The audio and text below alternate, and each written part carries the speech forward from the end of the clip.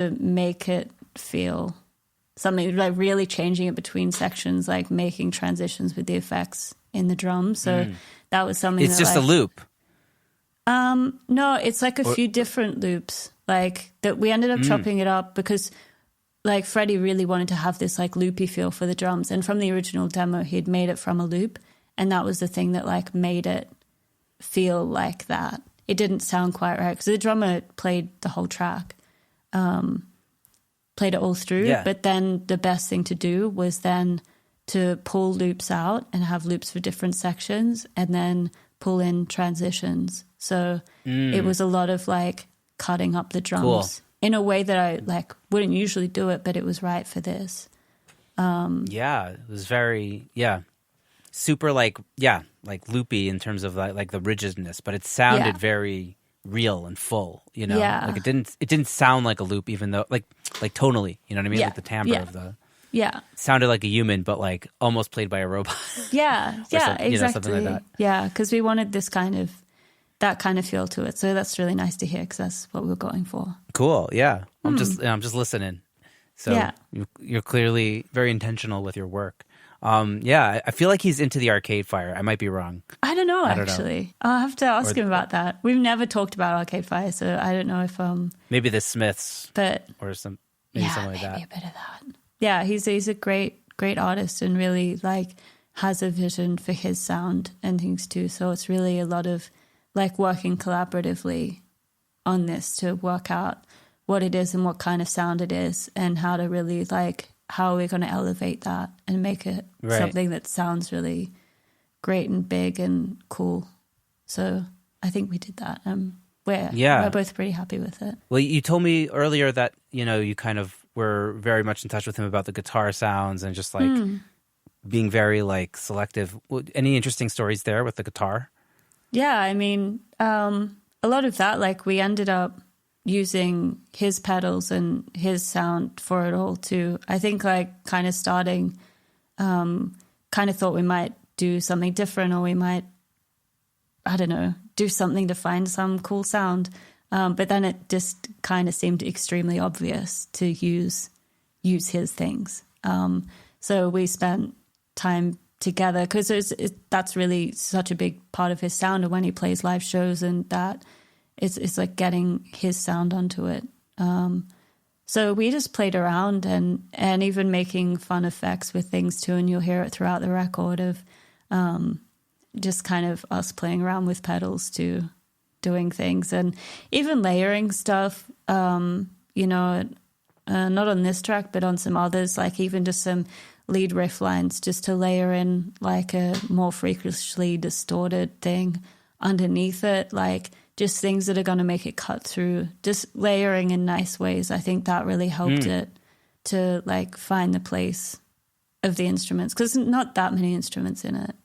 Right, Yeah, I found the layering on this was good to do. Yeah, very cool. It's interesting how you said like he didn't want it to sound obvious. It's probably only obvious to him anyways. Like I feel like that's something that like, you know, the way you play an instrument is very obvious to you. It's like I always do this thing. Yeah. But for the consumer, it's really not like that. You know what I mean?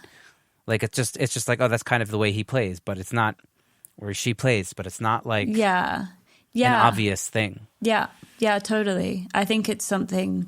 It makes it sort of unique. And even, just recognizing it's the unique things about you are interesting. You're so used to it yourself. Right, even you're like bored of yourself, but other people aren't necessarily bored of that yet. Yeah. You know, like I always do the same things on the bass. Freddie. I'm bored of it. Yeah, exactly. Yeah. Like, totally. Why can't I mix it up for myself? Even, Yeah. You know?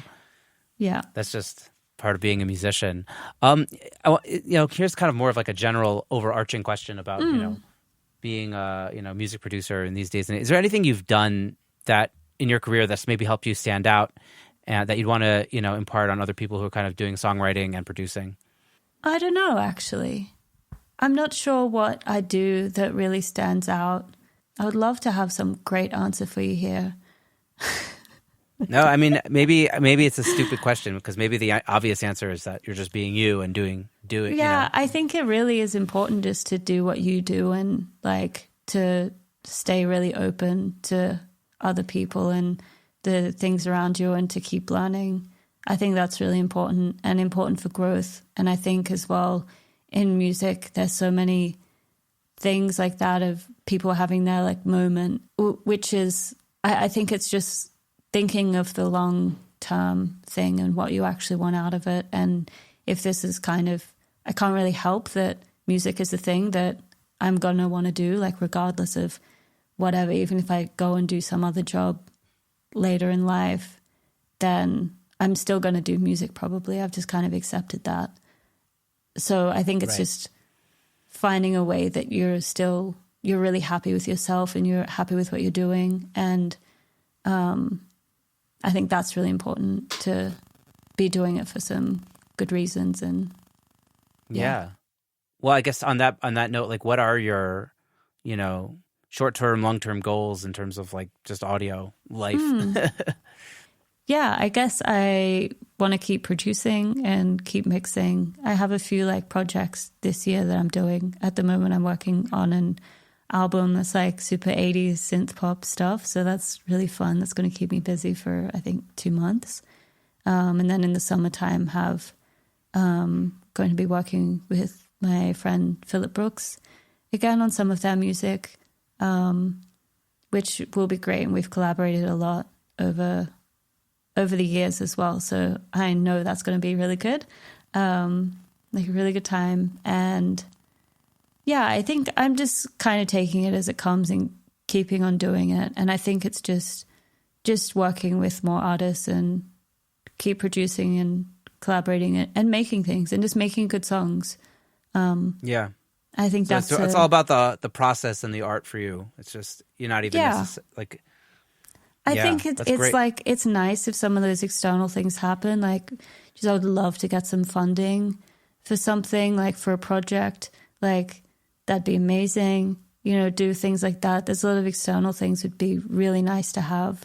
But I think part of like accepting that music's the thing I want to do is like doing it for the reasons that are tangible and that you have like for the process and like for the outcomes. That like the outcome of having a song, I think. Mm-hmm. Do you think you're going to head back to Australia, or are you going to keep gallivanting around Europe? I'm going to stay put in Berlin for the foreseeable future, and like my girlfriend's here, and so I'm going to be staying here. But I would love to be able to go back to visit Australia at some point, but who knows when that can happen. But would love to see my family again. Yeah, fair enough. Yeah. Yeah. So just a couple more questions for you, and then we can wrap it because it's getting late. But so this is kind of like a general question that I ask most guests is, there are days where we're kind of just, super pumped to be in the studio, working, recording. Mm-hmm. But, obviously we have days where we wake up and we're just like, I don't really feel like doing that. Is there anything that you do to kind of like, get super in the zone and want to do it? Totally. I have always been such an advocate for like warm-up activities for like anything creative, and especially like mixing, where you want to get into that bit more of like a flow sort of zone with it where you're really into it. So I love I do like journaling in the morning and stuff, just writing, and I find that this helps get the brain like moving along. You're not getting like stuck in certain thoughts or like, well, didn't like my snare, was nothing wrong with my snare. You're not thinking anything like that. You kind of get those things out, so you kind of just empty out the kind of like well in your brain and get some like fresh water in there, and trying to live a bit more healthy lifestyle and going for walks and getting sun and things like that. But even other things, I like to do other creative things that aren't music to get into it, especially when it's so much more lower stakes. Like I like watercolor painting, but I'm never going to be like Instagramming a picture of like, look at this painting I did because it's so good. Like there's so many things with music where there's that sort of performative pressure to make something good. So it's really nice to do other creative things where you don't feel any of that pressure. Right. So it helps to like not psych yourself out. There's no audience. It's just you. Yeah, exactly. So I find like warm up creative activities are really good. I I really recommend that. That's awesome. And yeah, I guess just my final question is, for, I've asked this to everybody, when you were kind of getting started with your journey, is there something you'd want to impart on somebody who's maybe more at the beginning of their journey that, as you were getting started, maybe there was something that you did, maybe even without realizing it, or maybe something that you didn't do that you wish you had done that you think is like an important point for people to know about? Yeah. I mean, I think it's just like having those communities around you and involving yourself. And even if you're a beginner, it's totally fine to like talk to other people that know more than you as well. Like that's so important to do, and to ask questions and to, because there's so many people out there as well. And also like, I mean, a lot of it is like pretty male dominated, and sometimes it feels a lot like that. And I think for me, especially, like I found there was a lot of value in finding a lot of other women that were doing this as well. So I didn't feel weird, because before I did, and I had a bit more of a thing of like, oh, this guy's going to think I'm stupid if I'm asking this. And like, yeah, maybe some of them did, and it can be hard to get into when you don't know that much and you're also worrying about people thinking that you're dumb. Right.